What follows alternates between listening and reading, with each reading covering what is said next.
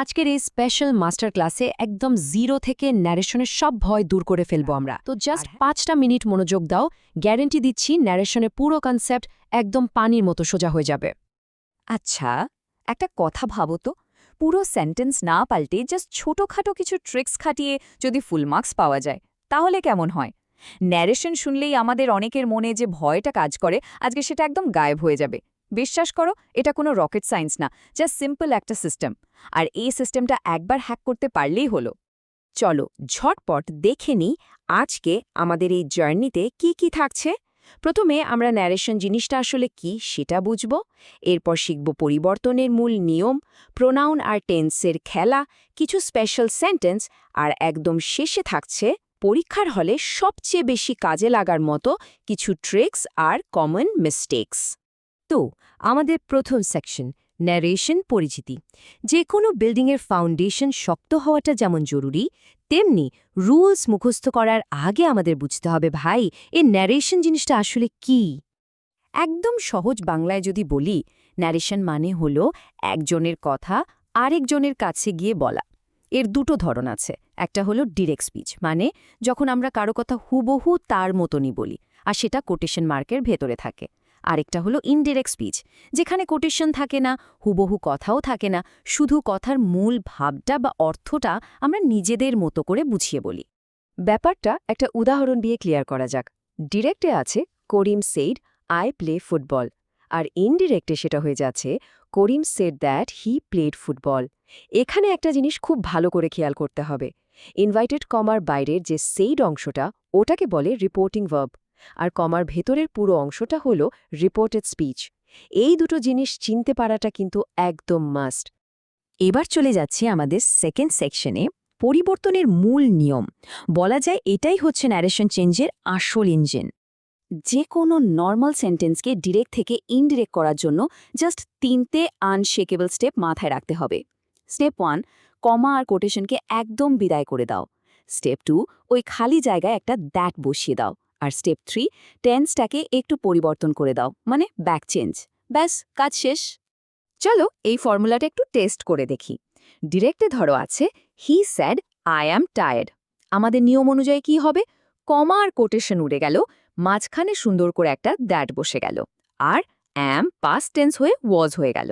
Result দাঁড়ালো he said that he was tired.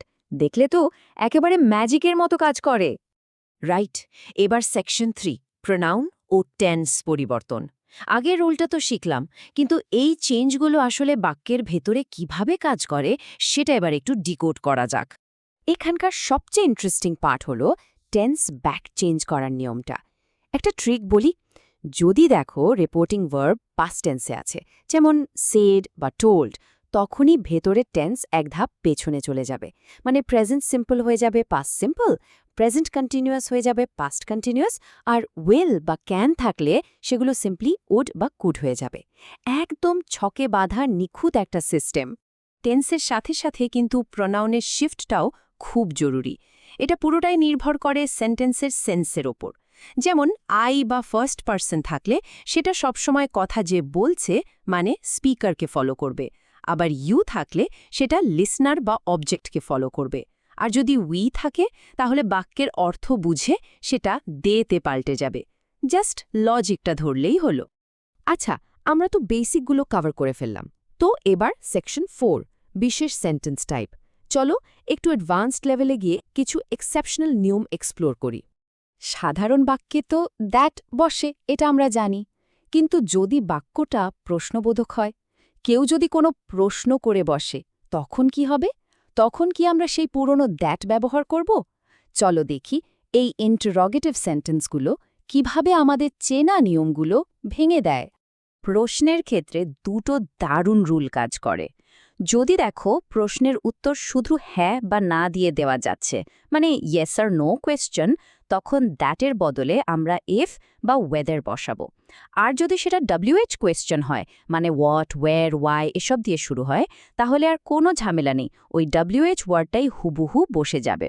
ও আরেকটা কথা, এই ক্ষেত্রে কিন্তু সেইড বদলে গিয়ে অবশ্যই আস্কড হবে, এটা ভুললে কিন্তু চলবে না। এবার তোমাদের গ্রামার স্কিলকে বুস্ট করার জন্য কিছু র্যাপিড ফায়ার রুলস দিয়ে দিচ্ছি। ইম্পেরেটিভ বা আদেশ উপদেশের ক্ষেত্রে ভার্বের আগে জাস্ট একটা টু বসিয়ে দাও। এক্সক্লেমেটরি বা আবেগের বাক্যে এক্সক্লেমড উইথ জয় বা সরো ব্যবহার করো। আর যদি প্রার্থনা বোঝায় মানে অপটেটিভ সেন্টেন্স হয় তাহলে প্রেড বা উইশড বসিয়ে দাও। সিম্পল। এই উদাহরণটা একটু দেখো, এটা অনেকেরই ভুল হয়। Father said, do not waste time. এটা একটা নেগেটিভ কমান্ড। খেয়াল করো এটা কিভাবে চেঞ্জ হচ্ছে। এখানকার ডু নট পার্টটা জাস্ট ঘুরে গিয়ে নট টু হয়ে গেল, মানে father advised me not to waste time. লজিকটা যদি ক্লিয়ার থাকে, বিশ্বাস করো, মুখস্থ করার কোনো দরকারই নেই। ফাইনালি আমরা চলে এসেছি সেকশন 5-এ, পরীক্ষার ট্রিক্স আর কমন মিস্টেক্স। পরীক্ষার হলে কোথায় কোথায় আমাদের নার্ভাসনেস থেকে ভুল হয়ে যায় আর কিভাবে সেখান থেকে বেঁচে গিয়ে ফুল মার্কস কনফার্ম করা যায়, চলো সেটা দেখে নিই। সবচেয়ে বেশি যে ভুলটা আমরা করি সেটা হলো টোল্ডের ব্যবহার। অনেকেই লিখে ফেলে he told that he was sick, কিন্তু এখানেই ক্যাচটা। মনে রাখবে টোল্ডের পর সবসময় একটা অবজেক্ট বা লিসনার থাকতে হয়, মানে কাউকে তো বলতে হবে, রাইট?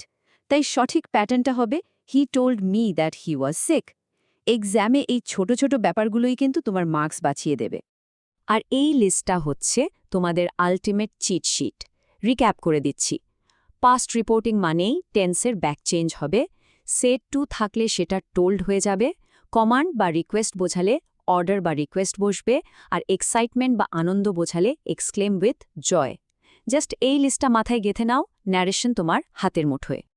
তো এই তো মাত্র কয়েক মিনিটেই আমরা পুরো ন্যারেশনের বেসিক ডিকোড করে ফেললাম। এখন আমার একটা প্রশ্ন আছে তোমাদের কাছে। এতক্ষণ যে নিয়মগুলো দেখলাম, এর মধ্যে কোন পার্টটা তোমাদের কাছে সবচেয়ে ট্রিকি মনে হয়?